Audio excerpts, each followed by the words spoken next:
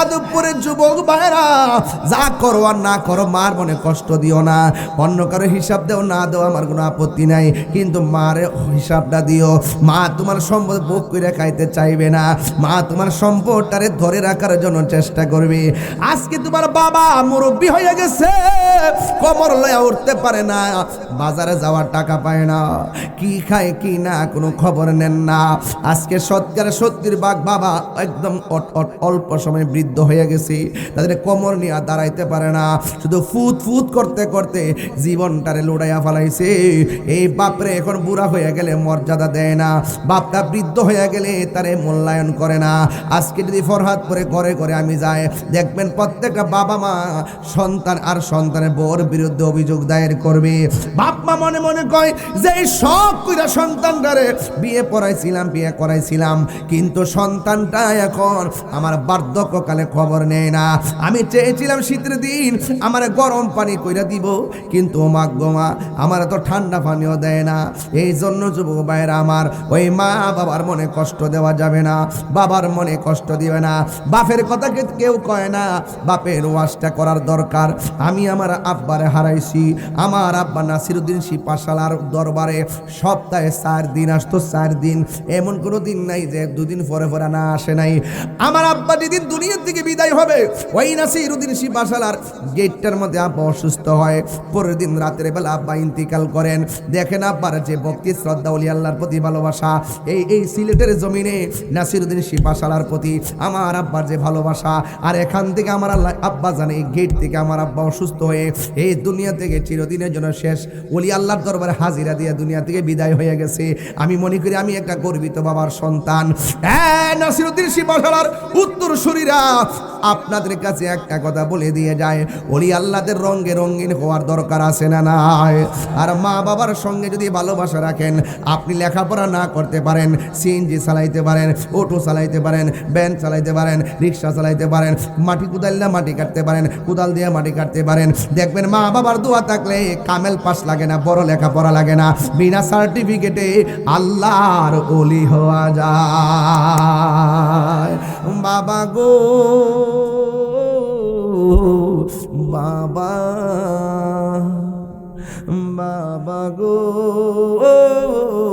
বাবা, বাবা তুমি কেমন আছো ছোট মাটির ঘরে, তোমার কথারি দহি মাঝে পড়ছে বারে বারে। বাবা গো বাবা, বাবা গো বাবা, কত আদরে কত স্নেহ তোমার কাছে পেলাম, সব কিছু হারিয়ে আজকে নিঃস্ব হয়ে গেলাম। কত আদরে কত স্নেহ তোমার কাছে পেলাম, সব কিছু হারিয়ে আজকে নিঃস্ব হয়ে গেলাম। ভালোবাসি তোমায় বাবা, বুকটা যে যাইছি রে, ভালোবাসি তোমায় বাবা, বুকটা যে যাইছি রে, তোমার কথারি দহি মাঝে পড়ছে বারে বারে। বাবা গো বাবা, বাবা গো বাবা। Birampur HD media, the Islamic YouTube channel. Lakh কোটি দরুদ ও সালাম ওই নবীর নূরানি কদম মোবারকে, যিনি হায়াতুন নবী নূর নবী, গায়েবের খবর দেনেওয়ালা হুজুরপুর নূর সাল্লাল্লাহু আলাইহি ওয়াসাল্লামের উম্মত হিসাবে আল্লাহ পাক আমাদের সকলকে কবুল করেছেন। এই জন্য শুকরিয়াতান সকলে পড়ি আলহামদুলিল্লাহ। ইন্তেজামিয়া কমিটির পক্ষ থেকে আমাকে বিষয় দিয়েছেন কবর ও হাসর। এই দুইটা বিষয়ের উপরে আলোচনা করে আমি আপনাদের কাছ থেকে বিদায় নিব। সবাই একটু আওয়াজ করবেন। আওয়াজ করতে তো আর শীত লাগে না, লাগে? বলুন, আমাদের আসল ঘরের নাম কি? আচ্ছা, মাথায় যেন কুয়াশা না পড়ে, উপরে একটা সামিয়ানা দেওয়া হয়েছে, রাইট? এই কনকনে শীতে যারা আপনার আব্বা কবরে শুয়ে আছে, আপনি দেখেন তো আপনার গায়ে কত জামা। এই কনকনে শীতের মধ্যে আপনার বাবা মাটিতে পড়ে আছে। বৃষ্টির ফোঁটা যদি ঘরে ঢুকে, বৃষ্টির পানি, ছিদ্রটা বন্ধ করে দেওয়া হয়, আর মুষলধারের বৃষ্টির পানি যে আপনার পিপিলিকার গর্ত দিয়ে আপনার বাবার কবরটা ভরে গেছে, হাড্ডিগুলা যে বাসতেছে, একটু কি ভাবেন আপনারা? ভাবার দরকার আছে না? আচ্ছা বলেন তো, আপনার বাবার যে অবস্থা, আমার বাবার যে অবস্থা, আমাদেরও তো একদিন এই অবস্থা হবে, হবে না? খুব মনোযোগ দিয়েন আমার ভাইয়েরা। এই পৃথিবীর মানুষ বড় নিষ্ঠুর, খুব বেঈমান, খুব বেঈমান। অনেক লোক বেঈমান, মানুষকে ভুলে যায়। আর সন্তান বাপরে ভুলে যায়, সন্তান মাকে ভুলে যায়, বন্ধু বন্ধুকে ভুলে যায়। কখন? চোখটা বন্ধ করে দেখবেন কেউ নাই, কেউ আছে? মুখটা বন্ধ করে লাশের দেখে, মুখটা বন্ধ করে লাশ দেখে, খেয়াল করেন আপনি। অনেক মহিলারা আসবে মুখটা বন্ধ করে, অনেক পুরুষ আসে কোন রকম এরকম বন্ধুর সাথে হাসতেছে, গল্প করতেছে, আবার একটু লাশ দেখতেছে। আর উনি এত ব্যস্ত, সারা জীবন চললো ফিরলো খাইলো, লাশটা দেখবো, দোয়া নাই, দেখে জায়গা। জানাজার মাঠে গেলে বুঝবেন মানুষ কত ব্যস্ত। 1 মিনিট দেরি হইল, এই মিয়া জানাজার টাইম যেতেছে, থাকতে নামাজ পড়ান। অথচ লাশটার পাশে যখন তার সন্তানটা দাঁড়ায় থাকে, আপনি জানেন আপনার এই কথাটা সন্তানটা কত কষ্ট পায়। আপনি খেয়াল করছেন না? জানাজার মাঠে 2 মিনিট দেরি হইলে মানুষকে অস্থিরতা করে, ওই তাড়াতাড়ি নামাজ পড়ান, সময় যেতেছে গা। অথচ তার সন্তানটা যে দাঁড়ায় বাপের বিদায় দিতে চায় না, ধৈর্য রাখতে চায়। যেন বলছে মানুষ বড় নিষ্ঠুর। মানুষ আইব রে এক নজর দেখিতে, মানুষ আইব রে দেহ খাঁচার চিনি পাখি, দেহ খাঁচার ও চিনি পাখি, উইরা যেদিন চাইব রে এক নজর দেখিতে, মানুষ আইব রে, মানুষ আইব রে এক নজর দেখিতে, মানুষ আইব রে। আমার যুবক ভাইয়েরা, বেশি লম্বা আলোচনা নয়। আপনারা জানেন আমি অনেক ব্যস্ত মানুষ, সকালবেলা বের হলে রাত্র 1টা পর্যন্ত মাঠে মাঠে থাকতে হয়। অনেক পরিশ্রম করছি শুধু সুন্নিয়তের জন্য, অনেক মাহফিল সব কেটে দিয়েছি শুধুমাত্র রাষ্ট্রীয়ভাবে সুন্নিয়তের খেদমতটা তুলে ধরার জন্য। নির্যাতিত সুন্নিদের পেছনে দাঁড়াইবার জন্য একটু চিন্তা করেছি রে বাজি। এই দেশে ইসলাম এনেছেন আল্লাহর ওলিগণ, রাষ্ট্রযন্ত্রে গুরুত্বপূর্ণ থাক জায়গায় থেকে সেই ওলি আল্লাহর মাজারকে রক্ষা করতে হবে, সেই সিদ্ধান্ত নেওয়ার জন্যে। আর না হয় আল্লাহর রহমতে এই দেশে আমার সম্মানের কোনো অভাব ছিল না। কথা কোন ঠিক কিনা? অভাব ছিল? টিহার দরকার আছে আমার? আমি তো বানায় বলছি না, আপনারা সব জানেন, সব দেখতেছেন। আমার মসজিদের ইমাম রইসুদ্দিনকে এমন ভাবে সরাসরি মাইরা ফেলাইছে, বিচার নাই। হাদির মতন একটা ইনসাফওয়ালা, ইনসাফ কায়েমের জন্য যে হাদি কথা বলতেন, ওই হাদিকে গুলি কইরা সরাসরি বিদায় করে দিল। লক্ষ লক্ষ লোক জানাজায় হচ্ছে, মানুষ এত নিষ্ঠুর, একটা সপ্তাহ পার হতে পারে নাই, আবার মানুষ ভুলে গেছে। বুঝতে পেরেছে? এই জানলা যুবক ভাইয়ের আমার, হায়াতের মালিক কে? হায়াতের মালিক হলো আমার আল্লাহ। দেখবেন যারা বেশি সত্য কথা বলে এদের শত্রু বেশি হয়, আর এই শত্রুতা বেশি হয় একমাত্র মুনাফিকের কারণে। কথা কোন ঠিক কিনা?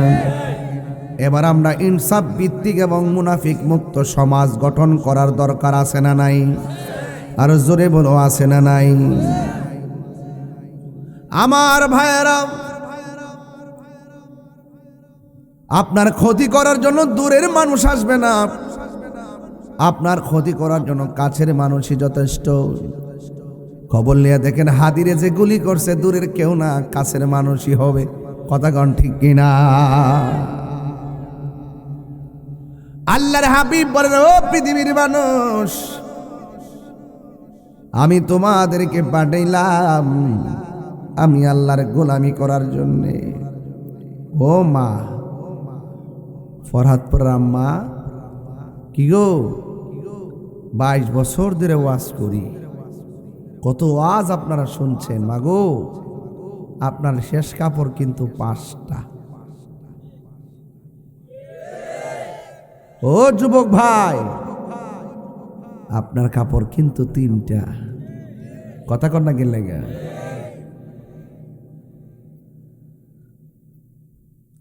সুকেজের ভিতরে অনেক সুন্দর সুন্দর শাড়ি, কিন্তু কবরে যাওয়ার সময় এটা হলো আসল নায়রের বাড়ি। কথা কোন ঠিক কিনা? এই নায়র সেই নায়র বুঝি না, আসল নায়রের বাড়ি হলো কবর। কি সুন্দর করে গায়ে হলুদের মতো মরণের পরে গোসল দেয়, বিয়ের দিনের মতো কি সুন্দর শাড়ি পরা, ফুলের গাড়ি যেইভাবে সাজায়া নাই, আপনার কাপড়টা পরাইয়া কান্দের মধ্যে কত মায়া কইরা লইয়া যায়। আপনার পিছনে যেমন যাত্রী থাকে, জানাজার মাঠও আপনার যাত্রীর অভাব নাই। যখন আপনি বাড়িতে ফিরেন, বাসর ঘরে ঢুকাইয়া দেয়, ঠিক এমন ভাবে আপনার আপনজন চিরদিনের জন্য ঘরে ঢুকাইয়া দেয়। রাসূল বলেন, যদি আপনি ইমানদার হতে পারেন, আমার আল্লাহ আপনার ঘরটাকে জান্নাতের বিছানা দিয়া সাজাইয়া দিবে। দুনিয়ার সুখ আমরা চাই না, আমরা শুধুমাত্র চাই আল্লাহর কাছে যেন দাঁড়িয়ে বলতে পারে, আল্লাহ, ও আল্লাহ, তোমার দেখি নাই কিন্তু তোমার গোলামি ভুলি নাই। নবীর সামনে যেন গিয়ে বলতে পারি, নবী গো, আপনাকে দেখি নাই কিন্তু আপনার নাম আমরা ভুলি নাই।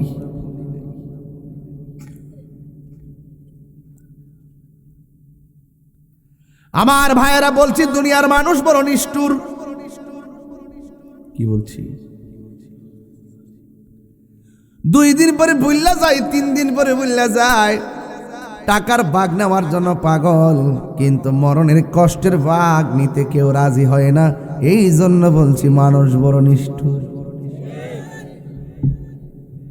সব ভাগ নিতে পারে, কিন্তু কবরের কষ্টের ভাগ পৃথিবীর কেউ নেওয়ার কোনো সুযোগ নাই রে। এই জন্য মানুষ বড় স্বার্থপর, যেই কবরের শাস্তির ভাগ নেওয়ার ক্ষমতা নাই। অথচ মানুষটা যদি কবরে যাইয়া মায়ের জন্য দোয়া করত, বাপের জন্য দোয়া করত, এই দোয়াটা তার জন্য কবরে উপকার হয়ে যেত। তারপরে লাশের জন্য মাইয়াতের জন্য যায় না। এই জন্য বলছি মানুষ বড় নিষ্ঠুর। কথা কোন ঠিক না?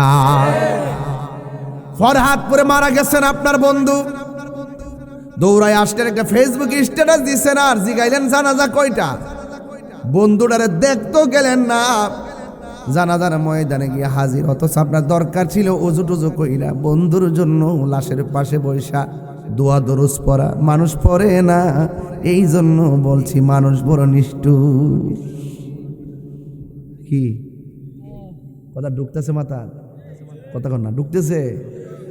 খবরদার, কিন্তু এটি সত্য।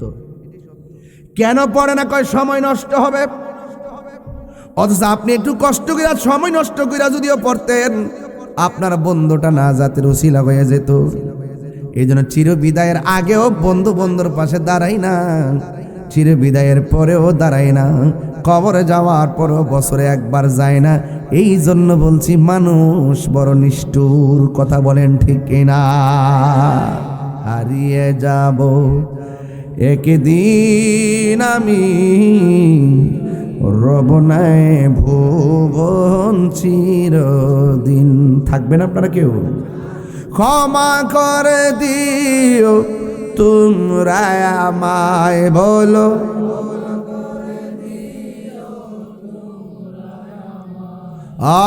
ভুল করে থাকি যদি কোনো দিন, হারিয়ে যাব একদিন আমি, রব নাই ভুবন চিরদিন। বাঁশি বাগানে বা গোরস্থানে হয়তো দিবে মোরে কবর। বাঁশি বাগানে বা গোরস্থানে হয়তো দিবে মোরে কবর। তোমরা আমায় যাবে ভুলে, রাখবে না জানি কোনো খবর। পড়বে কি মনে আমার কথা, ফেলবে কি অস্ত্র কোনো দিন, হারিয়ে যাব আর বনাই ভুবন চিরদিন। বলো হারিয়ে যাব আর বনাই ভুবন চিরদিন।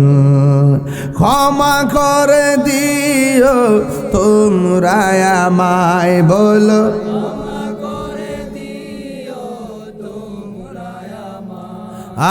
ভুল করে তাকে যদি কোনো দিন, হারিয়ে যাব রব নাই ভুবন চিরদিন। জোরে জোরে গিয়ে আল্লাহু আকবার বলা যাবে না? বন্ধু, কবরের কথা আমার বলতে বলছেন, কবরের খবর আমরা নিতে জানি না, ঠিক নেই? হায় হায়, কবর।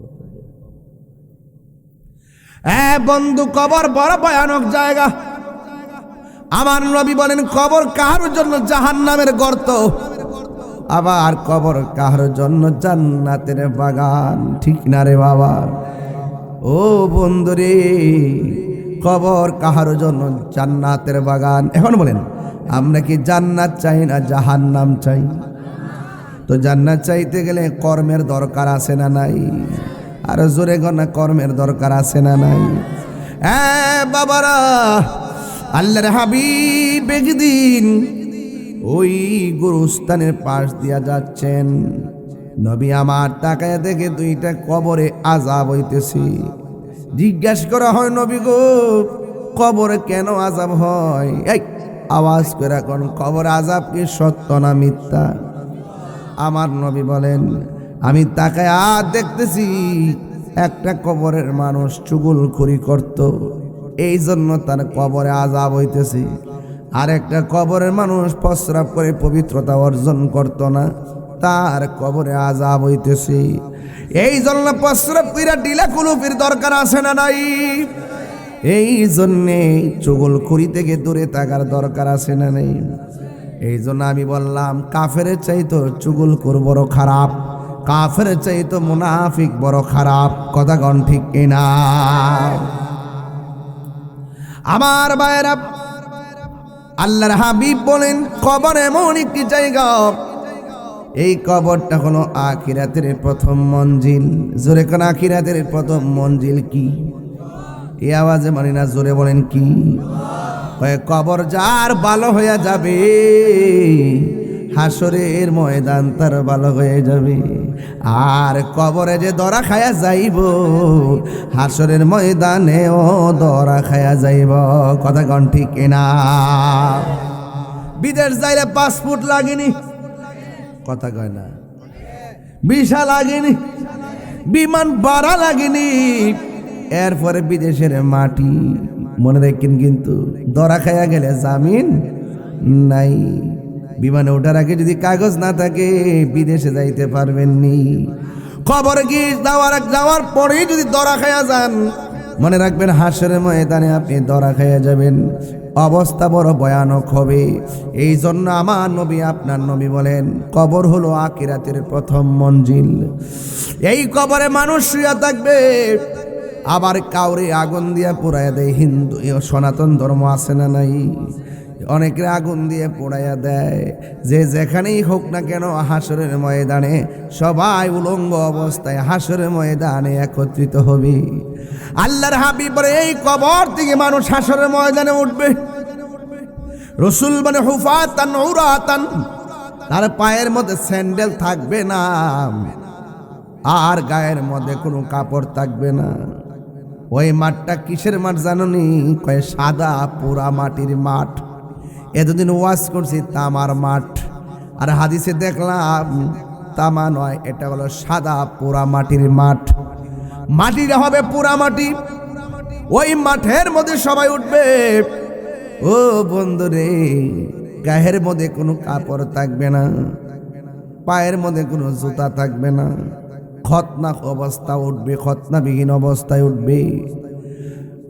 আমার যুবক ভাইয়েরা, কাকুর সাতিন নাকিব, এটা এমন একটা মাঠ হবে, ওই মাঠের মধ্যে কোনো গাছপালা থাকবে না, শুধুমাত্র থাকবে রুদ্র আর রুদ্র, রুদ্র আর রুদ্র। আল্লাহর হাবিবকে আয়েশা সিদ্দিকা রাদিয়াল্লাহু তাআলা আনহা ডাক দিয়া কয়, নবী গো,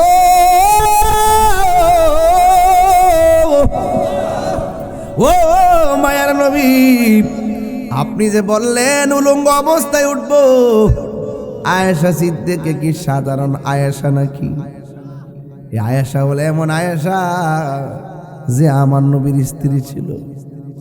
আমার নবীর জবান মুবারক থেকে একবার যদি হাদিস শুনতেন, দ্বিতীয়বার শোনা লাগে না, ডাইরেক্ট মুখস্থ হয়ে যেত। ওনার এমন মেধা, যিনি 7 জন রাবীর মধ্যে একজন, যিনি 2210টা হাদিস বর্ণনা করেছেন। আমার নবী যে আয়েশাকে ভালোবাসা ডাকতেন হুমায়রা। হুমায়রা শব্দের অর্থ হলো লাল সুন্দরী। কি সুন্দর করে আমার নবী ডাক দিতেন। ওই আয়েশা ডাক দিয়ে ইয়া রাসূলুল্লাহ, ইয়া হাবিবাল্লাহ, নবীজি,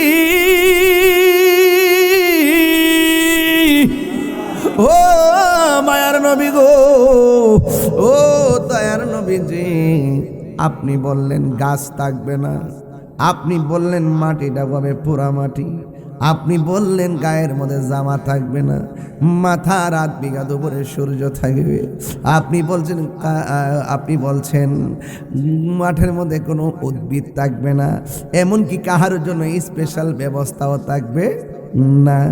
স্টেডিয়ামে দেখবেন একটা নর্মাল গ্যালারি আর একটা ভিআইপি গ্যালারি। আমার নবী বলেন ওই মাঠের মধ্যে কোনো উদ্ভিদ থাকবে না, বিশেষ ব্যবস্থা থাকবে না, সবার জন্য সমান থাকবে, সবাই ওই মাঠটার মধ্যে উঠবে। বন্ধু, আয়েশা সিদ্দিকা রাদিয়াল্লাহু তাআলা আনহা বলেন, ইয়া রাসূলুল্লাহ, ইয়া হাবিবাল্লাহ, নবী গো, আপনি যে বললেন গায়ে কাপড় থাকবে না, ওই মাঠের মধ্যে পুরুষ উঠবে, নারী উঠবে। পুরুষ নারীরে দেখবে, নারী পুরুষে দেখবে। ও আয়েশা, কি কইতাছো তুমি আমারে, কি বলতেছো আমারে? তুমি জানো নি মাঠটা কেমন ভয়ানক হবে? যে এই মাথার রাত বিকার উপরে সূর্য থাকবে, গাঁটটা ভেঙে দেওয়া হবে, চোখের উপরে সূর্যটা ফিট করা হবে। 1 সেকেন্ডের জন্য ডানে তাকাইব, বামে তাকাবে, 1 সেকেন্ডের জন্য সুযোগ পাবে না।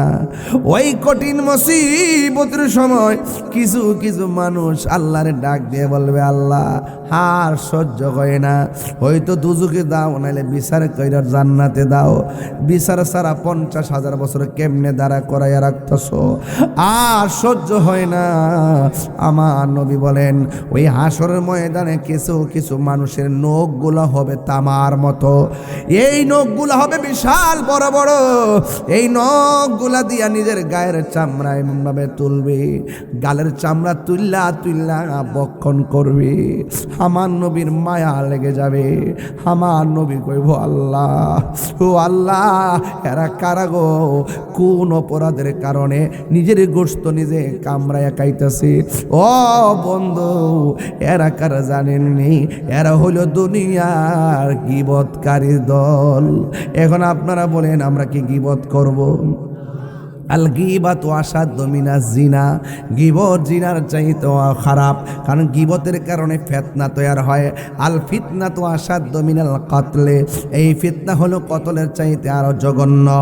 এই জন্য গীবত করা যাবে না, ও মুনাফিকি করা যাবে না, চুগলখুরি করা যাবে না, আমানতের খিয়ানত করা যাবে না।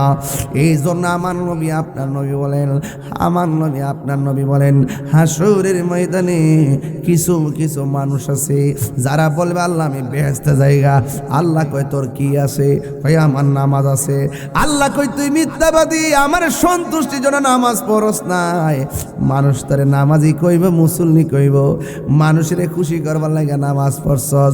আর একটা বাহিনী দৌড় মারবো। আল্লাহ বলবে, দাঁড়াও। কয়, কেন?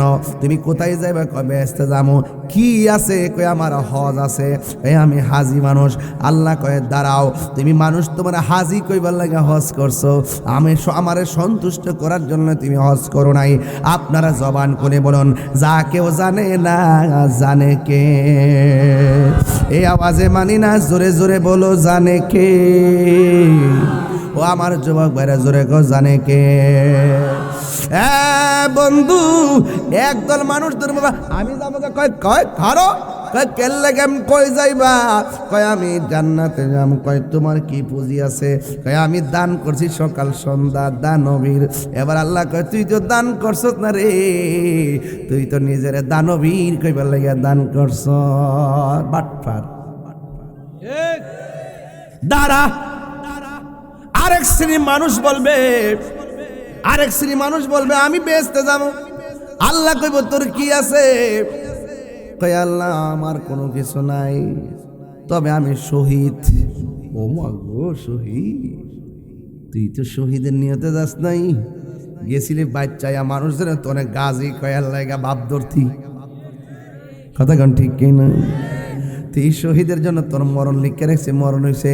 এই জন্য তোর নিয়ত ছিল গাজী হইয়া বাহাদুরি, মানে একটা বাপ ধরবি। আসলে আমার দিনের জন্য, ধর্মের জন্য, আমার সন্তুষ্টির জন্য নয়, তুই বাহাদুরি করার জন্য সেখানে মাঠে গেছিস। এই জন্য খাস। থামো। হ্যাঁ, ফেরেশতার গায়ের মধ্যে শিকল লাগা। আল্লাহু আকবার কন রে, জোরে কন, কি লাগা?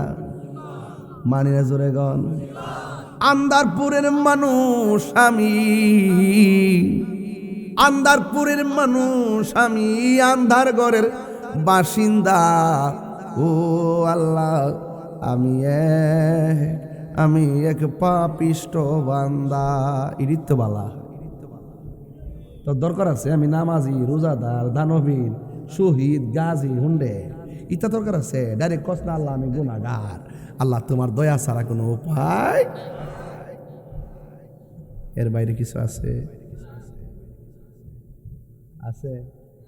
ও আল্লাহর রাই তৈলে ডরায়, রাত পোহাইলে ডর, বয়স কলি বইলা যায়। আল্লাহ, আমি সৃষ্টি, তুমি স্রষ্টা, আমার কিবা সাধ্য? যখন তখন উইরা যাইতে এই তাহিরি বাধ্য। বাজান সবসময় কি ওয়াজ করতারো? জানটা কি ধরব? আমার মতন আগে বড় বড় হুজুর আসেন না, আমরা নিচে বয়া বয়া ওয়াজ শুনছি না, এরা কি এখন আছে? বাজানো সুরও থাকতো না, শরীরের স্ট্রাকচারও থাকতো না, সম্পদও থাকতো না। আজকে মইরা দেখেন সম্পদ নিবার লেগে কারাকারি করবে। জোরে কোন ঠিক কিনা? আরো জোরে কোন ঠিক কিনা? কোন কেউ কাউরে উপকার করতে পারবো?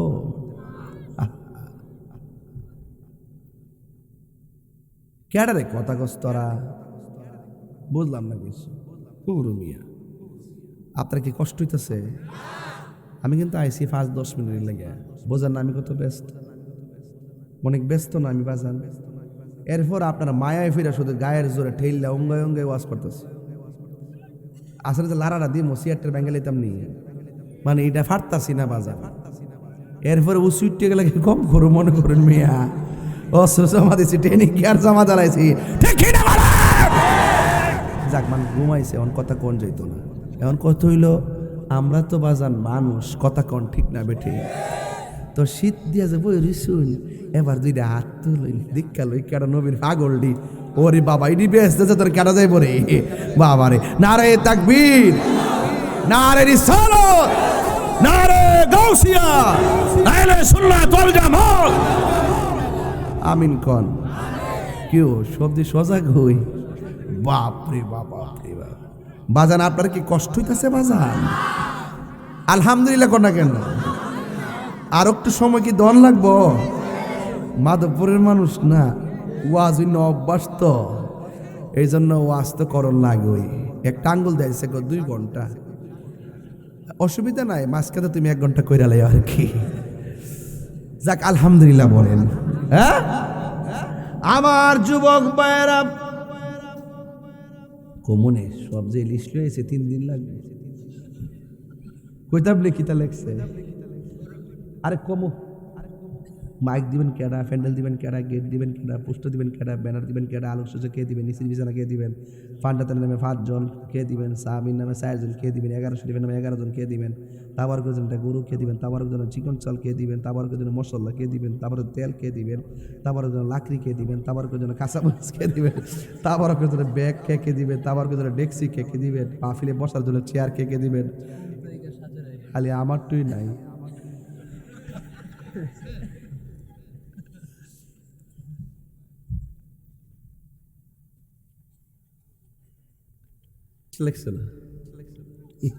আসেনি রে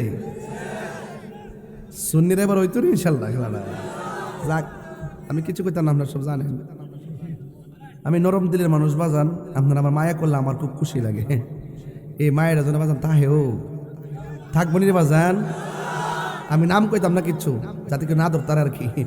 থাকবো নিও না রে তাকবীর, আলহামদুলিল্লাহ লাগে। যাক বাজান, এই পৃথিবীটা মায়ার মাধ্যমে দাঁড়াই দিয়েছে, কথা কোন ঠিক না? এই পৃথিবীটা প্রেমের দ্বারা টিকা রয়েছে, কথা কোন ঠিক না বেটি? বাজান আমার আপনারা দিনের বেলা পান, রাত্রে বেলা পান। যে এই তাহিরিরে 3:30টার পরও পাইছেন, এই তাহিরি নিয়ে কি টেনশন আছে? টেনশন আছে? আল্লাহ যেন আমাদের হৃদয়কে আলোকিত করে, জোর না আমিন। মা বন্ধুকে বলবো ফানচাতনের বাতি লাগা আমার লাগে দোয়া করেন। আরেকটা বুঝতে, আমার যুবক ভাইয়েরা, আমি বলেছি হাসরের ময়দানে হিসাব আছে না নাই? টাকা মাইরা খাইলে হিসাব আছে না নাই? মানুষের ঠগাইলে হিসাব আছে না নাই? আমানতের খেয়ানত করলে হিসাব আছে না নাই? মা বাবার মনে কষ্ট দিলে হিসাব আছে না নাই? বন্ধু আমার নবী, আপনার নবী বলেন, ও উম্মত, হাসরের ময়দানে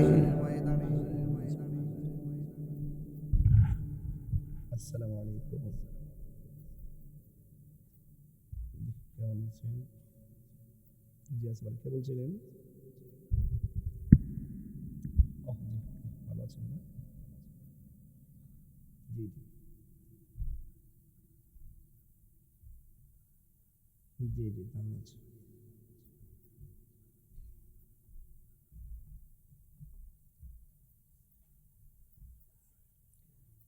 আপনি আপনি তো জানেন যে আমার ফোন করছিল আপনাকে তো এটা বিবেচনায় নিয়ে নিছি এবং এটা অনেক 1-1.5 বছর আগে তো লেখা, তো এগুলো মাহফিলই চলছে, অন্য কিছু না, দোয়া চলছে, মাহফিল চলছে। হ্যাঁ, ধর্মের কথা তো বলা যাবে না। হ্যাঁ হ্যাঁ, নিশ্চয়ই নিশ্চয়ই নিশ্চয়ই। না না, thank you thank you thank you, না থ্যাংক ইউ, ঠিক আছে thank you। না আমি তো না, আপনার নাম্বার নাই তো, আপনার নাম্বার সেভ নাই তো, সেভ সেভ করবো। আচ্ছা, সেভ করবো সেভ করবো, এখন নেমে আছে। হ্যাঁ, ওকে ওকে, থ্যাংক ইউ, ধন্যবাদ। আমার যুবক ভাইয়েরা, আওয়াজ করে কোন আল্লাহু আকবার। আমানতদারি দরকার আছে না নাই? এই জন্য আমি কঠিন ভাষায় নয়, মানবিক ভাষায় বলবো, গায়ের মধ্যে আগুনের শিকল আছে না নাই? এই জন্য আগুনের শিকল যদি গায়ের মধ্যে লাগাই, ওই আগুনের শিকলটা কিন্তু সাধারণ নয়। ওই আগুনের শিকলটা দুনিয়ার আগুনের চাইতে 70 গুণ গরম হবে, গায়ে লাগার সাথে সাথে হাড্ডি পর্যন্ত গলে যাবে। এমন কঠিন একটা ময়দান সামনে আছে না নাই? আর জবান খুলে কোন আছে না নাই? বন্ধু, অনুরোধ করে বলি, আমি আপনাদেরকে অনুরোধ করে বলি, আজকে হাসরের ময়দানে যাব, কিন্তু যাওয়ার সময় তো কিছু পুঁজি নিয়ে উঠতে হবে, কথা কোন ঠিক কিনা? এই পুঁজি যদি নিয়ে উঠতে পারেন, ইনশাআল্লাহ আমরা আল্লাহর সামনে মুখ দেখাইতে পারবো, নবীর সামনেও মুখ দেখাইতে পারবো। আর পুঁজি যদি না থাকে, খালি কলসি নিয়ে উঠলে জায়গায় জায়গায় আমাদের দরা খাওয়া লাগবে। বিচার গ্রহণ করবেন একজন, জবানটা খুলে বলুন তিনি কে?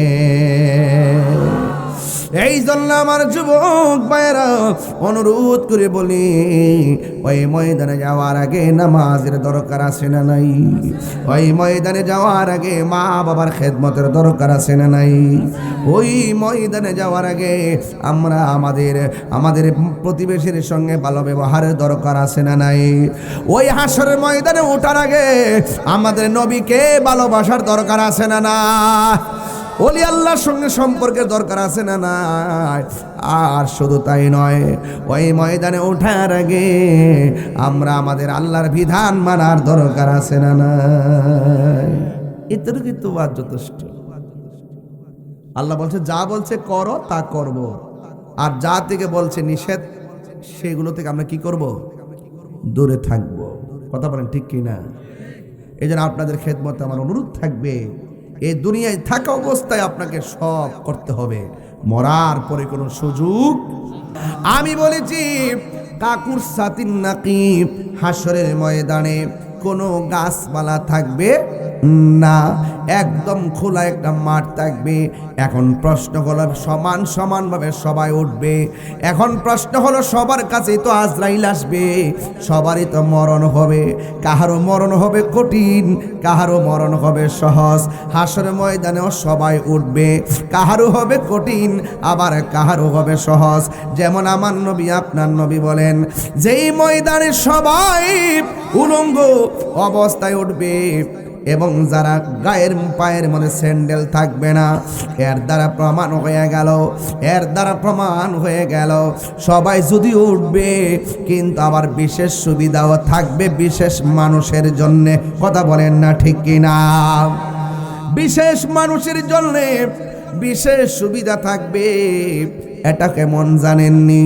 এটা হলো, আমার নবী বলেন, সবাই যদিও হাসরের ময়দানে উঠবে, কিন্তু 7 প্রকারের মানুষকে বিশেষ সুবিধা দেওয়া হবে। জোরে বলেন, কয় প্রকার? 7 প্রকার মানুষকে আমার আল্লাহ বিশেষ সুবিধা দিবে। কয় বিশেষ সুবিধাটা কি? কয় 1 নম্বর সুবিধা হলো, যারা দুনিয়ার মধ্যে ন্যায় বিচার করবে। জোরে বলেন না, কি বিচার করবি? যারা দুনিয়ার মধ্যে ন্যায় বিচার করবে, ওই ন্যায় বিচার যারা করবে তাদেরকে বলা হয় আদেল। জোরে কোন কি বলা হয়? তাদেরকে বলা হয় আদেল। ওই আদেলদেরকে আমার আল্লাহ হাসরের ময়দানে কি করা হবে জানেননি? কয় আল্লাহ রাব্বুল আলামিন হাসরের ময়দানে ন্যায় বিচারকদেরকে আরশে আজিমের নিচে ছায়া দিয়ে দিবে। আরো বড় করে কোন সুবহানাল্লাহ কোন কেন? এক প্রকার মানুষ হলো আদল ন্যায় বিচারক। আজকে দুনিয়ার মধ্যে ঘুষখোরের কারণে সমাজের মানুষ ন্যায় বিচার পায় না। তেল্লা মাথায় তেল ডালে আসে না নাই। টাকার কাছে মানুষ জিম্মি হয়ে গেছে, টাকার কাছে মানুষ বিক্রি হয়ে গেছে, আধিপত্যবাদীদের কাছে মানুষ পরাধীন হয়ে গেছে। দেখবেন ঘুষখোরদের কারণে গরিবে বিচার পায় না, চোখের টিপ দিয়া বড় লোকের পক্ষে রায় দিয়া দে আসে না না।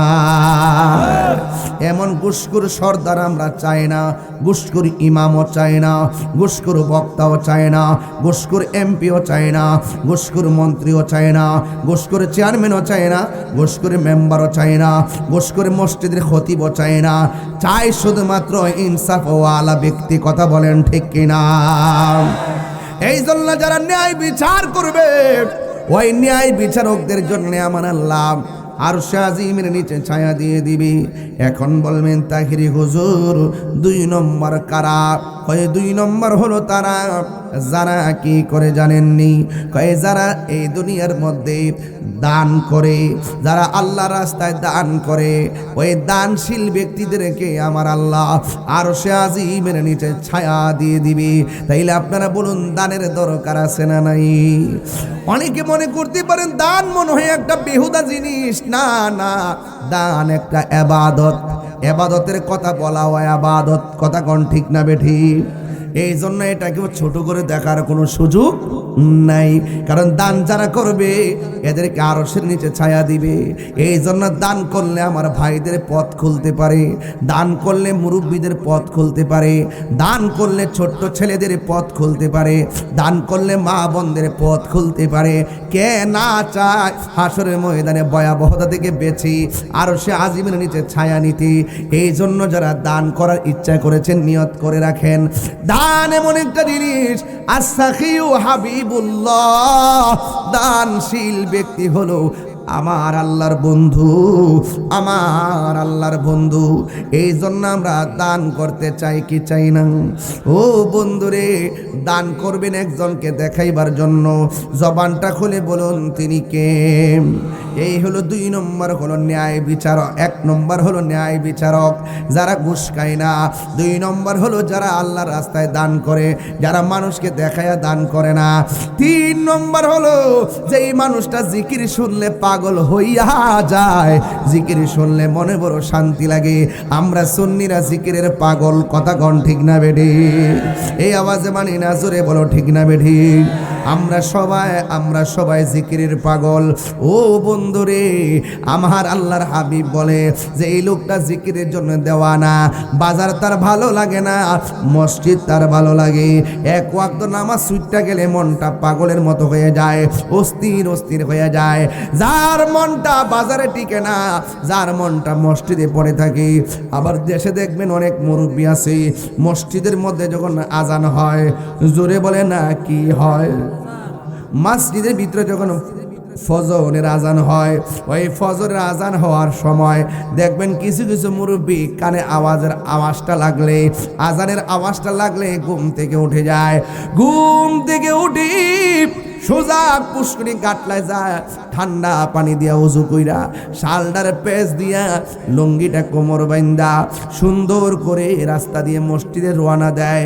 মুরব্বী চাচি ডাক দিয়া বলে, মাত্র আজান হয়েছে, আধা ঘন্টা পরে ফজর শুরু হবে। অন্ধকার থাকতে শীতের মধ্যে আপনি কেন চলে যান? মুরব্বী ডাক দিয়া বলেন, আমি কেন চলে যাই জানো নি? আমি এই জন্য চলে যাই কারণ ঘরে শোয়ার চাইতে মসজিদটা বড় ভালো লাগে। এই জন্য আমার নবী বলেন, ঘর যারা ভালো লাগে না, বাজার যারা ভালো লাগে না, মসজিদটা যারা ভালো লাগে। দেখবেন আমার দেশের মধ্যে 2টা মানুষ বড় অদ্ভুত। বাজারে গেলে গড়ির কাটার ফাইল চায় না, কিন্তু মসজিদে গেলে বারবার গড়ির কাটার দিকে তাকায়। এমন কিছু লোক সমাজে আছে না নাই? ঠিক ওই মুহূর্তে যেই মানুষটা ঘড়ির কাটার দিকে তাকায় না, মসজিদ তার ভালো লাগে, নামাজ ছুটতে গেলে মনে কষ্ট লাগে। আমার নবী, আপনার নবী বলেন, ওই মানুষগুলোর জন্যে আমার আল্লাহ আরশে আজিমের ছায়া দিয়ে দিবে। আর বড় করে এখন আল্লাহু আকবার। বন্ধু, কি ভাষায় ওয়াজ করব। 3 নম্বর গেল। এখন প্রশ্ন হলো হুজুর 4 নম্বর কি? এই 4 নম্বর কি জানোনি? 4 নম্বর হলো যৌবনকালে যার ইবাদত বেশি। ও যুবক পোলাপান, এখনের সময়, এখন যেমনে রুকু করবা 40 বছর পর ওইভাবে রুকু করতে পারবা না। এখন যেমনি দৌড়াইয়া দৌড়ায় মসজিদে যাইতে পারবা, 50 বছর পরে এমনভাবে দৌড়াইয়া যাইতে পারবা না। এখন যেইভাবে সুন্দর করে ইবাদতগুলোর জন্য দাঁড়ায় থাকতে পারবা, বৃদ্ধকালে এমনভাবে দাঁড়ায় থাকতে পারবা না। আমার নবী, আপনার নবী বলেন, যৌবনকালে যার ইবাদত বেশি, আমার আল্লাহ রাব্বুল আলামিন হাসরের ময়দানে তাকে আরশে আজিমের নিচে ছায়া দিয়ে দিবে। জোরে জোরে কি সুবহানাল্লাহ বলা যাবে না? এই গেল 4 নম্বর। হুজুর 5 নম্বর কি?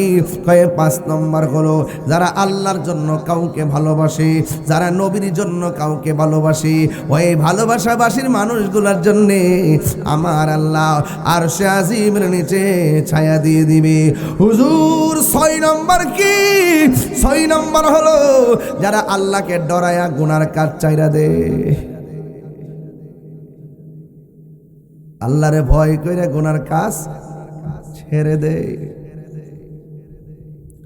যারা আল্লাহকে ডরায়া গুনার কাজ ছেড়ে দেয়, ও বন্ধুরি আমার, কেমন ভয় জাননি? আহা, কি বলতাম। কই রাতের বেলা যেমন একটা লোক ঘরের ভিতরে ঢুকলো, হাতে একটা মদের বোতল। কিসের বোতল?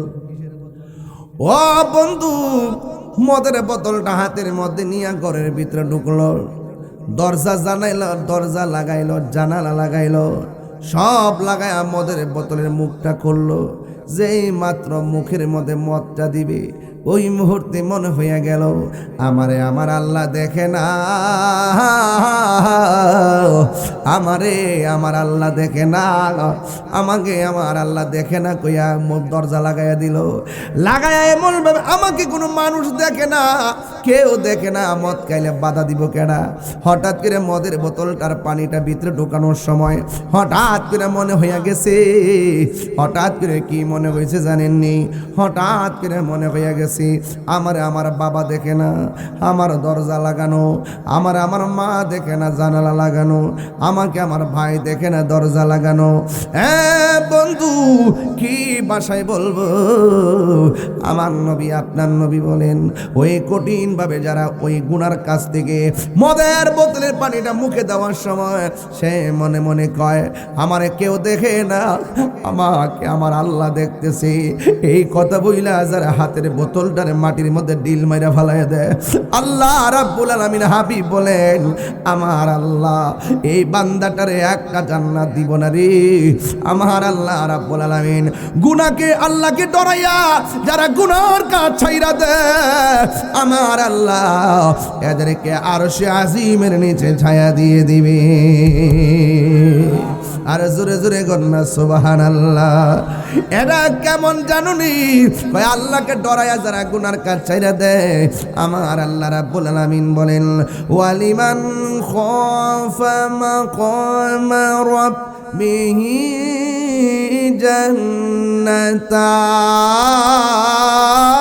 জান্নাতান।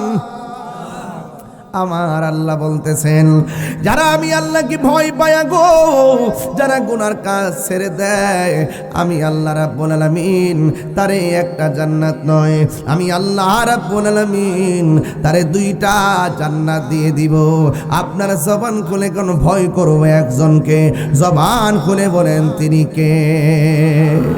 আল্লাহ রাব্বুল আলামিনকে ভয় করার ক্ষেত্রে আমার আল্লাহ রাব্বুল আলামিন বলেন ইন্নালিল মুত্তাকিনা মাফাসান হাদাইকা ওয়া আ'নাবা ওয়া কাওয়াইবা আতরাবা। আল্লাহ রাব্বুল আলামিন বলেন নিশ্চয়ই যারা আমি আল্লাহকে ভয় করবে, আমি আল্লাহ তাদের হাতে বিজয়ের টিকেট দিয়ে দিব। শুধুমাত্র তাই নয়, যারা আমি আল্লাহকে ভয় করবে, আমি আল্লাহ রাব্বুল আলামিন হাসরের ময়দানে তারে বিশাল বড় আঙ্গুর ফুলের বাগান উপহার দিয়ে দিব। বন্ধু ভয়টা কেমন জানুনি? ভয়টা হলো তেমন। 3 বন্ধু রওনা হয়েছে। হঠাৎ করে একটা গুহার ভিতরে ঢুকছি। 3 বন্ধু গুহার ভিতরে। হঠাৎ করে গুহার মুখের মধ্যে একটা পাথর এসে গুহার মুখটাকে চাপা দিয়ে দিছে। এমন ভাবে চাপা দিছে, 3 বন্ধু বলতেছে এমন ভাবে চাপা দিছে বাঁচার কোনো রাস্তা নাই, একটু ছিদ্র নাই যে বলবো বাঁচাও বাঁচাও। এখন আমরা কি করব? এখন আমরা কি করব? না খায়া মরা লাগবো, আর কোনোদিন আমাদের কবর হবে না। কেউ যেহেতু জানবে না, পাত্র লড়াইতে পারি না, এখন কি করব? এক বন্ধু আরেক বন্ধুরে ডাক দিয়ে কয়, বন্ধু গো, ও বন্ধু, এখন আমরা কি করব? এক বন্ধু আরেক বন্ধুরে ডাক দিয়ে কয়, এখন একটা কাজ করো, আমরা 3 বন্ধু মিলেমিশে একটা কাম করি। জীবনে যদি কোনো ভালো কাম করে থাকি, ওই ভালো কামটারে পুঁজি বানাইয়া আল্লাহর দরবারে প্রার্থনা করি। এইভাবে 3 বন্ধু সিদ্ধান্ত নিয়েছে, ওই ভালো কাজটাকে পুঁজি বানাইয়া আমার আল্লাহর কাছে বলবি। মনে করেন কথার কথা, আমরা কোনো পুঁজি নাই, একটা পুঁজি আছে আমার নবীর মহব্বত। কথা কোনো ঠিক কিনা? অন্তত আল্লাহ যদি কয় তোর নামাজ হয় না, রোজা হয় না, যাকাত হয় না, তাইলে কোন বাসায় আমরা কি করব? কিভাবে আমরা আল্লাহর সামনে দাঁড়াবো? আল্লাহ যদি বলে তোর আমল কবুল হয় না, আমরা বলবো আল্লাহ আমল যদি কবুল না হয়, আমরা তো চেষ্টা করছি হয় নাই। এখন একটা কথা শোনো, আমল কবুল হয়েছে কিনা জানি না, কিন্তু আমরা পড়ছি বেজাল হইয়া গেছে, কিছু বলতে পারি নাই। কিন্তু আমরা নবীরে যে ভালোবাসি, কোনো বেজাল নাই। কথা কোন ঠিক কিনা? নবীরে যে ভালোবাসি, বেজাল আসিনি রে বাজান। নবীজেরে ভালোবাসি, কোনো বেজাল নাই। নবী নবী করে সারা জীবন আমি কাঁদব, নবী নবী করে সারা জীবন আমি কাঁদব। ভালোবেসে নবীজিকে ভালো নবীজিকে হৃদয় মাঝে ধরে রাখিব, নবী নবী করে সারা জীবন আমি কাঁদব। এই কান্দনে কবে জানি হবে সমাধি, কেঁদে কেঁদে চোখের জলে হয়ে যায় নদী। বলেন না, এই কান্দনে কবে জানি হবে সমাধি, কেঁদে কেঁদে চোখের জলে হয়ে যায় নদী। তোমার পাগল বলে লোকে মন্দ বলে, তোমার পাগল বলে লোকে মন্দ বলে, বলুক তোমায় ভালো বাসব, নবী নবী করে আর কত কাল আমি কাঁদব, নবী নবী করে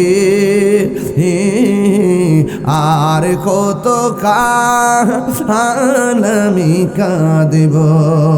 ভালোবেসে নবীজিকে ভালো নবীজিকে হৃদয় মাঝে ধরে রাখিব, নবী নবী করে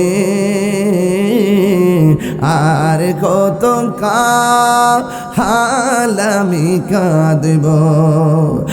একটা জবান বন্ধ রাখবেন না, মহব্বতে মায়ার সুরে বলুন সুবহানাল্লাহ। বন্ধু, এবার বন্ধু বন্ধুরা ডাক দিয়ে কই বন্ধু রে, এখন পাথর যেইভাবে গুহার মুখের মধ্যে লেগে গেছে, মনে হয় আর বের হতে পারবো না, মনে হয় আর বের হতে পারবো না, এখন কি করব? কই জীবনে যদি ভালো কাম করে থাকি, এই ভালো কাম করে ফুজিল হয়ে আল্লাহরে ডাক দেই। এক বন্ধু আল্লাহরে ডাক দিয়ে কে আল্লাহ, এমন একটা বিপদে পড়ছি, মনে হয় পাথর লড়াইতে পারি না, একটু ছিদ্র নাই, চিল্লি দিলে মানুষ আয়সা পাথরটা সরাইয়া দিব, এটার ভিতরে না খাইয়া মরা লাগবো। এখন মরলে তো ভালো কথা, কিন্তু জানা যাওয়া তো হইতো না, আমরা এখানে না খাইয়া পড়ে থেকে নিষ্ঠুরভাবে মরতে হবে। ও আল্লাহ, কি করব? তুমি ছাড়া কোনো উপায় নাই।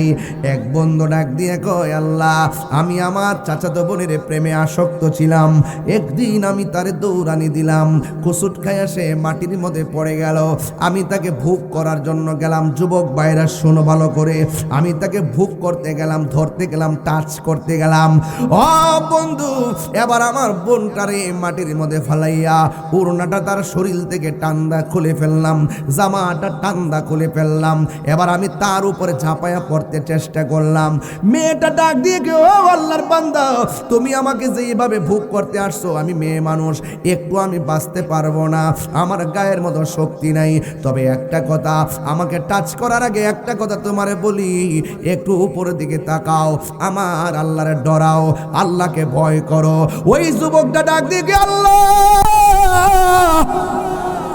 ও আল্লাহ, আল্লাহ গো, ওই কঠিন দিনে আমি নিজেকে কন্ট্রোল রেখে আমার বোনটারে জামা পরাইয়া দিলাম, গায়ের মধ্যে ওড়না পরাইয়া দিলাম, বাড়ির মধ্যে পৌঁছাইয়া দিলাম।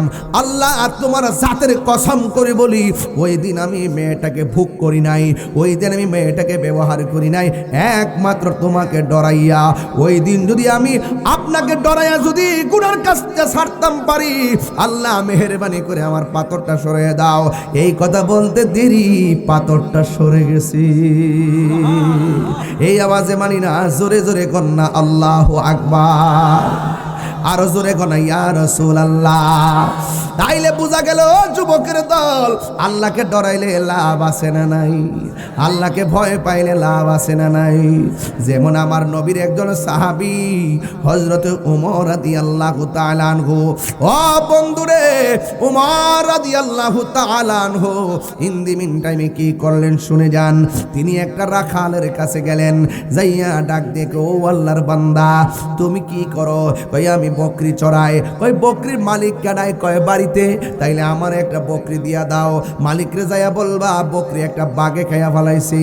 এবার রাখাল ডাক দিয়ে কয়, উমর, আমার মালিকরে যদি বলি 10টা উট, 10টা দুম্বা, 10টা বেড়া বাঘে খাইয়া ফেলাইছি, আমার মালিক আমার এমন বিশ্বাস করে, মালিক বিশ্বাস করব, কিন্তু একটা কথার উত্তর দেন, আমি যদি আপনারে ওই একটা দুম্বা দিয়ে দিব, বেড়া দিয়া দিব, হয়তো আমার মালিক জানলো না, কিন্তু আমার আল্লাহ রে আমি ফাঁকি দিব কেমনে? ওমর রাদিয়াল্লাহু তাআলা পাগলা রে বুকের মধ্যে জড়াইয়া ধরলেন, ও পাগলা, তুমি যেই বইটা অন্তরে ধারণ করেছো, আমার আল্লাহ রাব্বুল আলামিন তোমাকে আরশে আজিমের নিচে ছায়া দেওয়ার ওয়াদা করেছে। এই জন্য গোপনে হোক কোনদিন গুনাহ করতে যাবেন, অন্যায় করতে যাবেন, যতই চালাকি করেন না কেন, সব চালাকির ফর্মুলা কিন্তু, সব চালাকির রেজিস্ট্রেশন কিন্তু উপরে হইতেছে, যতই চালাকি করেন না কেন সব লেখা হইতেছে। এই জন্য আমার যুবক ভাইরা, হাসরের ময়দানটা বড় কঠিন, এমন একটা কঠিন যুবকের দল। আল্লাহকে ডরাইলে আমার নবী, আপনার নবী বলে, যারা আমার আল্লাহকে ভয় পায়া গুনার কাজ ছাইরা দেয়, আমার আল্লাহ রাব্বুল আলামিন তাকে আরশে আজিমের নিচে ছায়া দিয়ে দেয়। ও বন্ধু, এই জন্য আমরা সব সময় আল্লাহকে ডরাইবো, আল্লাহকে ভয় করব। ইন দি মিন টাইম একটু সামনে যান। উমর রাদিয়াল্লাহু তাআলা আনহু বলেন, খবরদার মদ পান করবি না। সব মানুষ মদ খালের মধ্যে ফালাই দিছে, আষাঢ় মাসের বৃষ্টির মতন মদ বেসে গেছে, কিন্তু একটা মানুষ রাতের বেলা মদের জন্য জ্বালা উঠতে গেছে। দেখবেন কিছু কিছু মানুষ আছে সিগারেট খায়, যদি না করেন আরো বেশি খায়। ডাক্তার না করলো খায়, ডাক্তার কই গরুর গোশত খায়ও না, কিন্তু দেখলে মন মানে না, আছে না নাই রে বাজান? এবার একটা লোকে দেখবেন রাতের বেলা মদ পান করার জন্য নেশা উঠে গেছি, দৌড়াইয়া এক বোতল মদ পান করছি, কইরা আর একটা বোতলের ভিতরে মদটা ঢুকাইয়া চাদরের ভিতরে লইছে, বাড়ির যাইয়া খাইব। আর মনে মনে আল্লাহরে দরখাস্ত দে, আল্লাহ তুমি দেখলে দেখছো, উমর যাতে না দেখে, কারণ পাগলাও বুঝে উমরের বিচারটা নগদ, আল্লাহটা বাকি। আল্লাহ তো মরার পরে হিসাব নিব, যতদিন বাঁচাই রাখে তো আল্লাহ তো সামনে হিসাব নিত না। উমর দেখলে তো কল্লা ফালাইয়া দিব, যেখানে বাঘের ভয় সেখানে রাইত হয়। এবার ছাত্রের মধ্যে কইরা কইরা হাইটে হাইটে যাইতেছে, একটু সামনে যাইয়া দেখে উমরে দাঁড়াইয়া রইছে।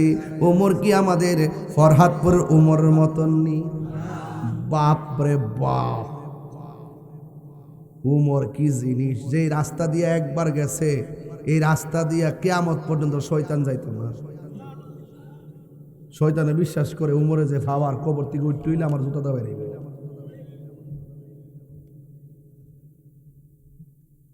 নবীরে উমরা দিলে তার আব্বা খাত্তাবে পাগল করেছিল, নাউজুবিল্লাহ না কেন? বাপের কল্লাটা কাটটা ফেলাই দিছে, এটা সেই উমর। ওই উমর রাদিয়াল্লাহু তাআলা আনহু সামনে দাঁড়ায় রইছে। সামনে যখন দাঁড়ায় রইল রে বাজান, ওই মুহূর্তে উমর রাদিয়াল্লাহু তাআলা আনহু পাগলা দেখে ফেলাইছে। দেখে তখন আল্লাহরে ডাক দেখ, আল্লাহ আমি ভাবছিলাম তুমি দেখলে দেখছো, উমর যাতে না দেখে, এখন সামনে পড়ে গেছে, আমার তো মাইরা ফেলাইব। তবে একটা কথা বলি, আল্লাহ গো, আজকে যদি উমরের হাত থেকে আমি বাঁচতে পারি, জীবনে আর মদ পান করব না। চিৎকার মেরে কে আল্লাহু আকবার বলা যাবে না? ভাই ওই মুহূর্তে উমর রাদিয়াল্লাহু তাআলা সামনে গেলেন। সামনে যাওয়ার পরে ইন টাইমে দাঁড়ালেন। দাঁড়ানোর পরে ছেলেটাকে জিজ্ঞেস করে, এ বান্দা তুমি কোথায় থেকে এসেছো? সামনে থেকে এসেছি। কয় তোমার হাতে কি? কয় আমার হাতে মদের বোতল। এবার ওই মুহূর্তে উমর রাদিয়াল্লাহু তাআলা মদের বোতলটা হাতে নিলেন। যেমন আমি যদি বলি এটা হলো জীবন পানি, হাতে নিয়ে দেখলাম এটা মাম পানি। আমি কথা কোন ঠিক না বেটি? আমি যদি জীবন পানিটা আনি, আনার পর আমার আস্তিনে রাখি, আর যদি বের করার পরে দেখি মাম পানি হয়ে গেছে, এটার ভিতরে একটা খেলা আছে না না? উমর রাদিয়াল্লাহু তাআলা আনহু ডাক দিয়ে কয়, পাগলা রে, আমি তো তোমারে মদ পান করতে নিষেধ করেছি, কিন্তু আমি তো তোমাকে দুধ পান করতে নিষেধ করি নাই, আরেক রিওয়ায়াতে লেগে মধু পান করতে নিষেধ করি নাই। এই কথা বলার পরে পাগলা চোখের পানি ফালায়া ফালায়া কান্না শুরু করলো। হায় রে, এমন কান্না! উমর রাদিয়াল্লাহু তাআলা আনহু বলেন, পাগলা তুমি কেন চোখের পানি ফালায়া ফালায়া কান্দ? বন্ধু, ওই পাগলা ডাক দিকে, উমর আমি কান্দি কেন জানেননি? আমার আল্লাহ যে কত দয়াবান, আমার আল্লাহ যে কত মায়া, আমার আল্লাহ যে কত মেহেরবান। ও উমর, আমি 10 গজ মদের বোতল হাতে নিয়ে এসেছি, কিন্তু আমি যখন আপনার সামনে পড়ব, আল্লাহরে বলছিলাম আমি কোনোদিন মদ পান করব না। যদি আজকে আপনার হাত থেকে বাঁচতে পারি, মনে হয় আমার আল্লাহ আমার তওবাটারে কবুল কইরা ফেলাইছে। আমার আল্লাহ ওই মদের বোতলটারে পরিবর্তন কইরা দিছি। আল্লাহ যে কত দয়া করছে, ওই দয়ার কথায় আমার ভিতরটা নাড়া দিয়া উঠছে। এই জন্য আমি চোখের পানি ধরে রাখতে পারি নাই। এই জন্য আমি ওই ফরহাদপুরের মানুষকে অনুরোধ করে বইলা দিয়া যায়, একটা কথা মনে রাখবেন, আল্লাহকে যদি ভয় করার মতো ভয় করেন, ডরানোর মতো ডরান, আর আল্লাহর রহমত যদি নিজের জীবন থেকে নির্ভেজাল কামনা করেন, আপনার অন্তর থেকে যদি আল্লাহ সাহায্য কামনা করেন, দেখবেন আমার আল্লাহ রাব্বুল আলামিন আপনাকে গায়েবী মদত দান করবে। এই জন্য আমার নবী, আপনার নবী বলেন, যেই দিন হাসরের ময়দানে নাফসি নাফসি বলে কাঁদবে, ওই কঠিন মুসিবতের সময় এই দুনিয়ায় যারা আল্লাহকে ভয় কইরা গুনার কাজ ছাড়িয়ে দিছি, তাদেরকে আমার আল্লাহ আর সে আজিমের নিচে ছায়া দিয়ে দিবে। চিৎকার মেরে কে আল্লাহু আকবার বলা যাবে না? বন্ধু, বন্ধু রে, কি বলবো, অনুরোধ করে বলে দিয়া যায়। এই মুহূর্তে আমার আল্লাহর হাবিব বলেন, ওই ময়দানে 7 প্রকার মানুষকে আল্লাহ আরশের নিচে ছায়া দিবে, কিন্তু 1 প্রকার মানুষকে আমার আল্লাহ বড় কষ্ট দিব, তার গায়ের মধ্যে জাহান্নামের আগুনের শিকল লাগাইব। জিজ্ঞাসা করা হবে, ও আল্লাহ, এই মানুষগুলা কে গো যাদের গায়ের মধ্যে জাহান্নামের আগুনের শিকল লাগাইয়া দেওয়া হয়েছে? ওই মুহূর্তে আমার আল্লাহ ডাক দিয়ে বলবে, বন্ধু, ও বন্ধু, এরা কারা জানেননি? এরা হলো দুনিয়ার ওই সমস্ত বান্দা যারা মা বাবার মনে কষ্ট দিয়েছে, এই জন্য তাদেরকে এমন শাস্তি দেওয়া হইতেছে। ফরহাদপুরের বাবা, মা বাবার মনে কষ্ট দিলে কি আল্লাহ পাওয়া যাবে? তাইলে হাসরের ময়দানে মা বাবার মনে কষ্ট দিলেও শাস্তি আছে না নাই? এই জন্য আমি আপনাদের কাছে বলে দিয়ে যাই, একটা মানুষকে চোখের পানি ফেলায় কান্দাবেন না। এই মানুষগুলা যদি চোখের পানি ফেলে কান্না করে, আর আপনাকে যদি 2টা হাত তুলনা যদি অভিশাপ দেয়, আপনি হিরো থেকে জিরো হয়ে যাবেন। ওই মানুষের নাম হলো মা এবং বাবা। মা বাবার মনে কষ্ট দেওয়া যাবে না। আমার আল্লাহর হাবিব বলেন, রিদার রব্বি ফি রিদাল ওয়ালিদাইন ওয়া সাখাতুর রব্বি ফি সাখাতিল ওয়ালিদাইন। পিতা মাতার সন্তুষ্টিতে আল্লাহর সন্তুষ্টি, পিতা মাতার সন্তুষ্টিতে আল্লাহর সন্তুষ্টি। এই জন্য মা বাপের কান্দাইয়া পীরের কাছে মুরিদ হইয়া বাড়িতে গরু লইয়া গেলে কোনো লাভ হবে না। মা বাবা রাজি, আল্লাহ রাজি, মা বাবা বেজার, আল্লাহ বেজার, সেখানে পীর তো প্রশ্নই আসে না। কথা কোন ঠিক কিনা? হ্যাঁ বন্ধু, মা বাবার মনে কষ্ট দেওয়া যাবে না। আমি প্রায় মাহফিলের মধ্যে বলি, কারণ মা এমন একটা দন, এই জন্য সেই মার মনে কষ্ট যারা দিবি, মক্কা মদিনায় গেলেও লাভ হবে না। কারণ এই পৃথিবীর সবাই দুয়ার মধ্যে স্বার্থ আছে, কিন্তু মা বাবার দুয়ার মধ্যে কোনো স্বার্থ নাই। কথা কোন ঠিক কিনা? নিঃস্বার্থে ভালোবাসে শুধু আমার মা, ববে যার তুলনা নাই। নিঃস্বার্থে ভালোবাসে শুধু আমার মা, ববে যার তুলনা নাই। সেই মা তোমার চলে গেলে গো, সেই মা তোমার চলে গেলে সার হবে কান্ধন। এই জগতে কেউ হবে না মায়েরই মতো, এই জগতে কেউ হবে না মায়েরই মতো। মা তোর আপন কইর যতন, মা তোর আপন কইর যতন, মা অমূল্য ধন। এই জগতে কেউ হবে না মায়েরই আপন, এই জগতে কেউ হবে না মায়ের মতন। চিৎকার মেরে কি আল্লাহ আকবার বলা যাবে না? বন্ধু, ওই ময়দান বড় কঠিন, এমন কঠিন হবে গো। ওই ময়দানে আমার আল্লাহর হাবিব সাল্লাল্লাহু আলাইহি ওয়াসাল্লাম বলেন, ওই ময়দানে কিছু কিছু মানুষকে জাহান্নামের দিকে দৌড়াইয়া নেওয়া হবে। জাহান্নামের জিহ্বাটা এত ভয়ঙ্কর হবে, 70,000 কিলোমিটার দূর থেকে জিহ্বার বাড়ি দিয়া তারা জাহান্নামে নিয়ে আসবে। এমন গতি হবে জাহান্নামের। আর ফেরেশতারা শিকল দিয়া বাঁধা এমন ভাবে টান দিবে, ওই টান দেওয়ার সময় একটা যে 1 জন 2 জন 3 জন নয়, এমন ভাবে টান দিয়ে দিয়ে জাহান্নামের দিকে হাঁকিয়ে নেওয়া হবে। কিন্তু কঠিন মুসিবতের সময় সব উম্মতরা আমার নবীর কাছে যাবে, যাইয়া ডাক দিয়ে বলবে, ইয়া রাসূলুল্লাহ, ইয়া হাবিবাল্লাহ, ও নবী গো, এত আযাব আর আযাব, এত আযাব, এই আযাবের কারণে আমরা আর পারতেছি না, মেহেরবানি করে আপনি আমাদেরকে একটু সুপারিশ করেন না।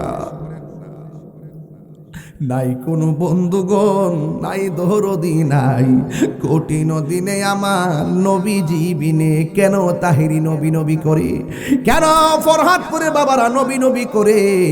এই নবী নবী যারা করে, এই নবী একদিন হাসরে ময়দানে উম্মতের পক্ষে দাঁড়ায় যাবে। আর যারা নবীর বিরুদ্ধে কথা কয়, আমার নবী তারা চিনবে না রে, চিনবে না। এই জন্য কবরে নবী ছাড়া কোনো উপায় নাই, হাসরে ময়দানে নবী ছাড়া কোনো উপায় নাই। এই জন্য আমাদের আমল নাই, নামাজ নাই, রোজা নাই, হজ নাই, যাকাত নাই, জিন্দেগি নাই, বন্দেগি নাই, কিন্তু আমাদের বুক ভরা নবীর ভালোবাসা আছে। কথা কোন ঠিক কিনা? পাইলে নিরালাই গো নবী, পাইলে নিরালাই, পাইলে নিরালাই গো নবী, পাইলে নিরালাই। দুই কদমে চুমু খাবো, দুই কদমে চরণে ধুলি মাখিব গাই, পাইলে নিরালাই গো নবী, পাইলে নিরালাই, পাইলে নিরালাই গো নবী, পাইলে নিরালাই। কঠিন হাসরের দিনে কে তোরাবে নবী বিনে, বলো কঠিন হাস কে তোরাবে নবী বিনে, ওরে দয়া করে তাই গো নবী হাসরের বেলায়, বলো না দয়া করে নবী হাসরের বেলায়, পাইলে নিরালাই গো নবী, পাইলে নিরালাই, পাইলে নিরালাই গো নবী, পাইলে নিরালাই। দুই কদমে চুমু খাবো, দুই চরণ ধুলি মাখিব গাই, পাইলে নিরালাই গো নবী, পাইলে নিরালাই, পাইলে নিরালাই গো নবী, পাইলে নিরালাই। একদিন স্বপ্নে দেখলে গো যারে, সব গুনাহ বাইজান জড়িয়া পড়ে, একদিন স্বপ্নে দেখলে যারে, সব গুনাহ জড়িয়া পড়ে, ওরে দয়া করে দিও দেখা হাসরের বেলায়, বলো না দয়া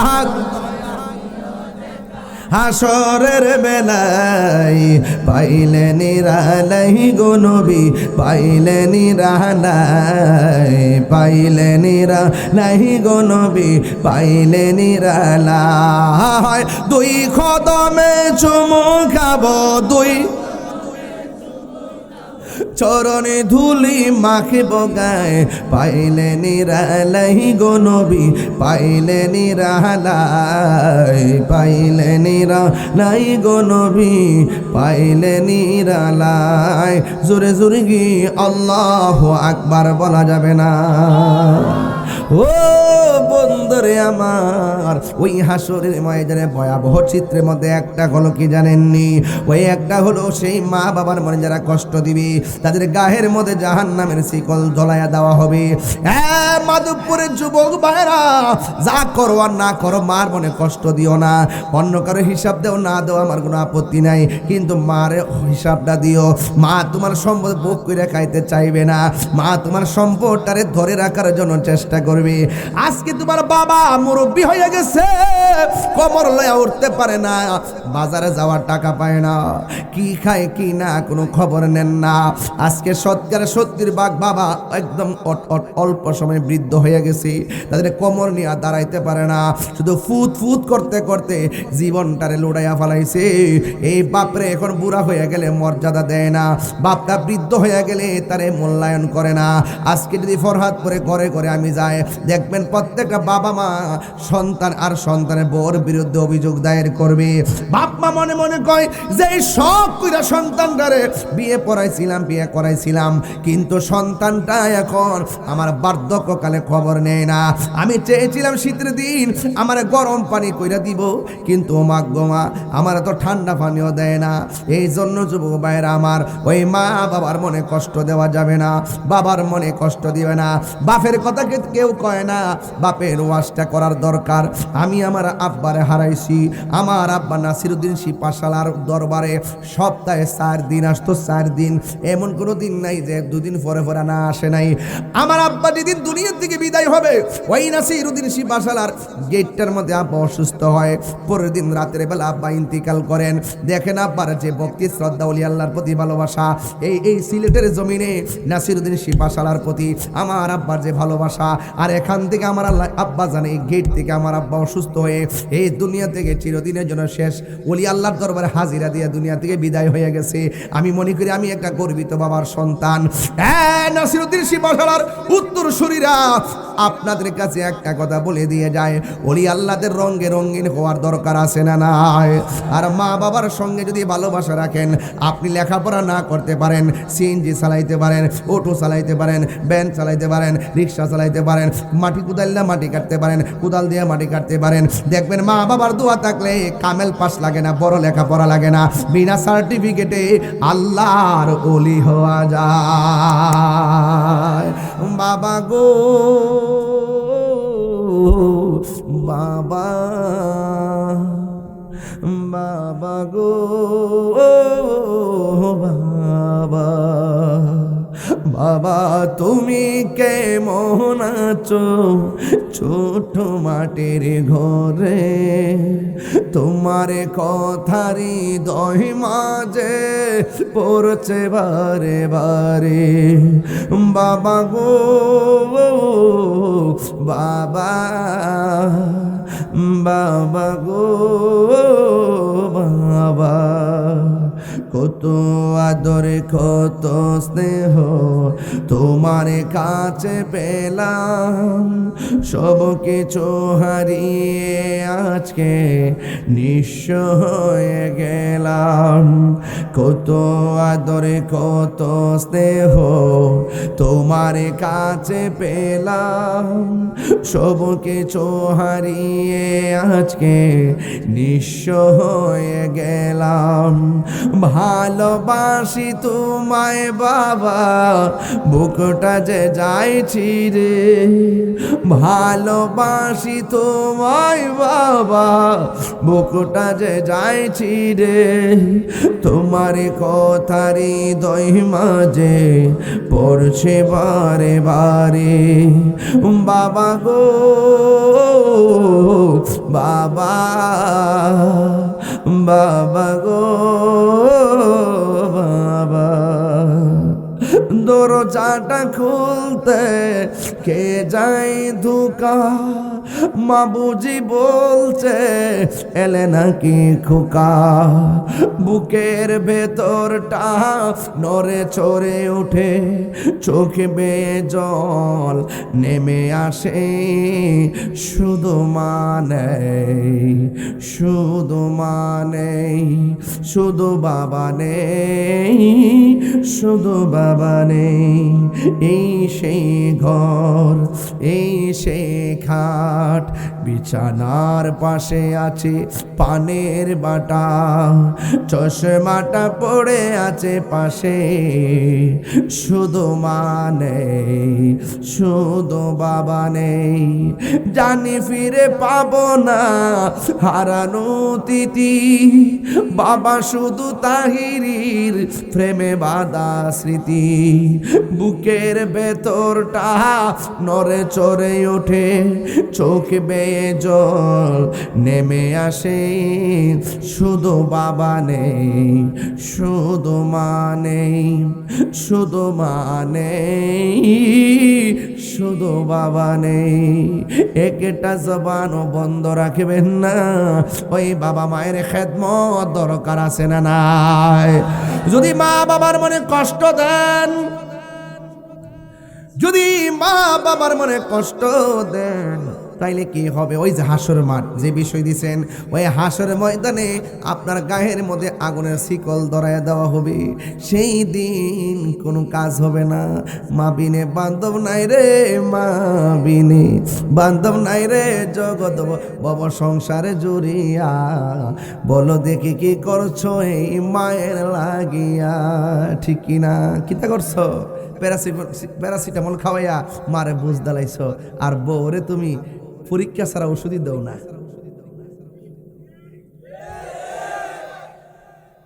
বউদেরকে বলছি, আপনারা আপনার শাশুড়িকে নিজের মায়ের মতো শ্রদ্ধা করবেন, আর শাশুড়িদেরকে বলছি আপনারা আপনাদের বৌমাটাকে নিজের মেয়ের মতো আদর করবেন। তাইলে না সংসারটা সুন্দর হইতো, নাইলে তো দাও আর কুমড়া। এই জন্য খবরদার বৌমা গো, একদিন আপনি কিন্তু শাশুড়ি হবেন। আপনি যদি আপনার শাশুড়িকে হাতের আঙ্গুল দেখায় কথা কন, আপনার ছেলের বউ যেদিন আসবে সেদিন আপনার ছেলের বউ আপনাকে পায়ের আঙ্গুল দেখায় কথা বলবে। কথা কন ঠিক কিনা বলেন? নেশা করা যাবে, ইয়াবা খাওয়া যাবে, ফেন্সি খাওয়া যাবে, গাঞ্জা খাওয়া যাবে। 10,000 টাকা ধরাই দিলে কাউরে মারণ যাব, বড় ভাই কয়ে দিলে পালাই দে 5,000 হয়ে গেল। খবরদার, এই পৃথিবীতে হাসরের মাঠে সবচেয়ে ভয়ঙ্কর হিসাব হবে খুনিদের। কথা কোন ঠিক কিনা? খুন করা যাবে, গুম করা যাবে, এবং 4-5 জন মিলে হঠাৎ করে একজনকে মেরে ফেলা যাবে। খবরদার, একটা লোকে রুটি চুরি করছে, একটা বাচ্চা রুটি চুরি করছে, চুরির অপরাধে তাকে মারা যাবে। মারেন কেন? পারলে আরো 2টা রুটি তারা কিনা দেন। তুই পেটের খোদা রুটি চুরি করতে আইসস, নে রে ভাই ধর, তোরে 2টা রুটি কিনা দিলাম, তুই খা, তারপরে তুই চুরি করিস না। ঠিক আছে কিনা? বাংলাদেশে একটা প্রবণতা, হুট কইরা একটা অপবাদ দিয়া দর দর দর দর করে করে বাইরে বেরে মাইরালা। এই সমস্ত মারামারি, প্রতিহিংসার এই যে রক্ত নিয়ে খেলা চলবে না। বুঝতে পেরেছেন? তাহলে আজকের ওয়াজের বিষয় ছিল কি? কবর এবং হাসর। তাহলে হাসরের ময়দানে মা বাবার মনে যারা কষ্ট দিবে তাদের শাস্তি আছে না নাই? আরো যারা আছে না নাই? আজকে থেকে ওয়াদা করছেন না আপনারা, আমরা মা বাপরে কখনো কষ্ট দিব না, মা বাবাকে মহব্বত করতে হবে ইনশাআল্লাহ। আমার ওই তরুণদেরকে বলছি, মা বাবারে অনেক সময় জিম্মি করেন আপনারা। ভালো স্টুডেন্ট লেখাপড়া করতেছেন, হুট করে ইন্টার পাস করলে কারণ আমি বিদেশ যাবো না, আর মা বাবার স্বপ্ন ছিল তুমি একদিন অনেক বড় হবে। আবার দেখবেন কিছু কিছু কিশোর বয়সের ছেলে মা বাপরে জিম্মি করে, যদি মোটরসাইকেল কিনা না দাও আমি পড়বো না। এগুলো করা যাবে? মা বাবা কিন্তু দিতে পারে, দেয় না কেন? একটা কারণে দেয় না, কারণ যদি এমনও হতে পারে আপনি রোড অ্যাক্সিডেন্টে মারা যেতে পারেন, এই ডর থেকে কিন্তু দেয় না। কথা বুঝতে পেরেছেন? আজকে থেকে ওয়াদা করেন, আমরা কখনো মা বাবার চোখে পানি ফেলে কাঁদাবো না। মন থাকবো তো? আমরা কোনোদিন নেশা করব, আর মা বোনদেরকে বলবো, মা আপনারা আমার জন্য দোয়া করবেন, আর 5 ওয়াক্ত নামাজ পড়বেন এবং পর্দা করে চলবেন।